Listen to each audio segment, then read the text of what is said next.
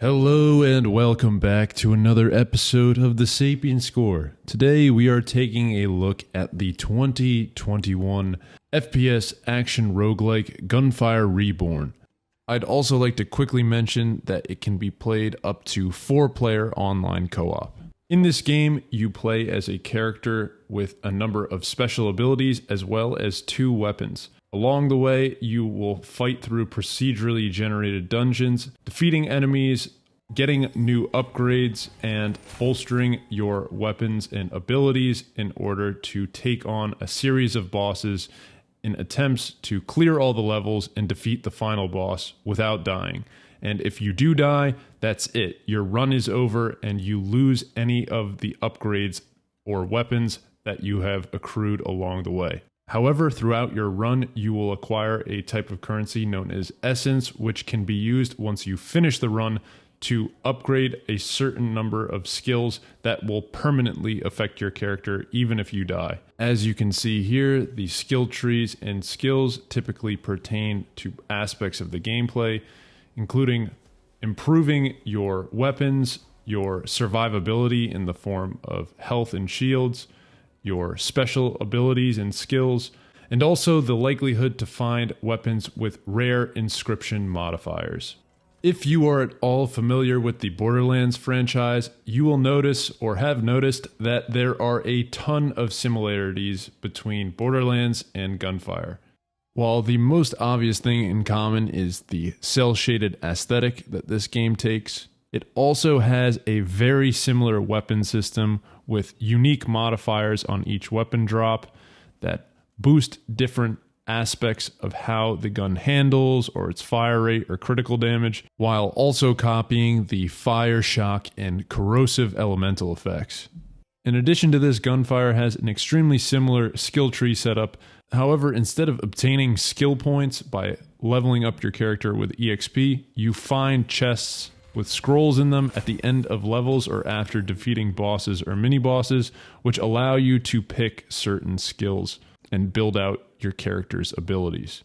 Believe it or not, the Borderlands similarities don't stop there. In fact, the 4 launch characters from Gunfire Reborn are extremely reminiscent of 3 of the 4 starting classes from Borderlands 2.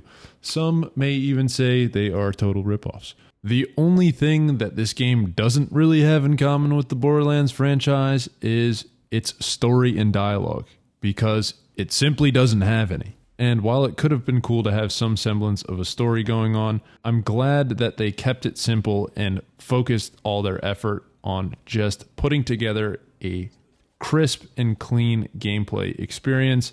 And the shooting in this game feels fantastic, and the movement as well. And while there are obviously some more Borderlands influences in general combat, such as the multiple types of health bars, which are each susceptible to a particular elemental damage type, I would say that there is also an additional influence from Doom, especially in the movement department, as each character starts with a dash ability that has very similar feel to any of the Doom games, and the underlying theme is to constantly be moving around avoiding threats, as well as you need to have the ability to prioritize fighting certain more threatening enemies first and then taking out the mob hordes after you've neutralized the really threatening enemies, because no matter how powerful and upgraded you become with certain scrolls and guns, there are certain enemy types out there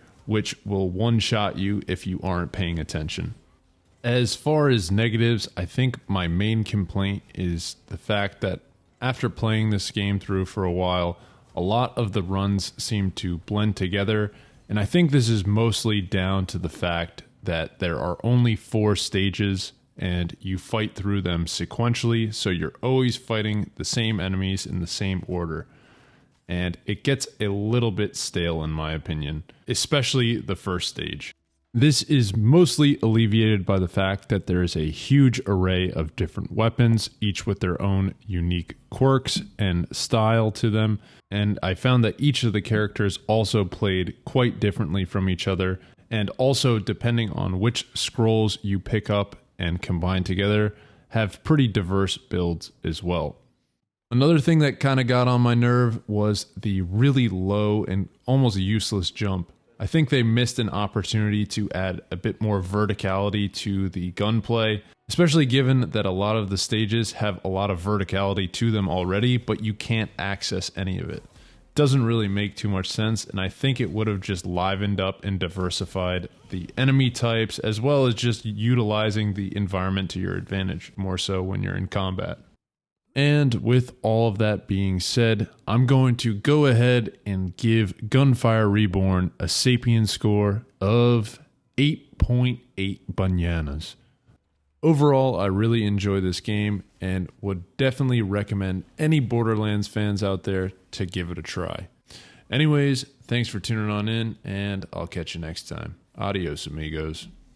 Pooh.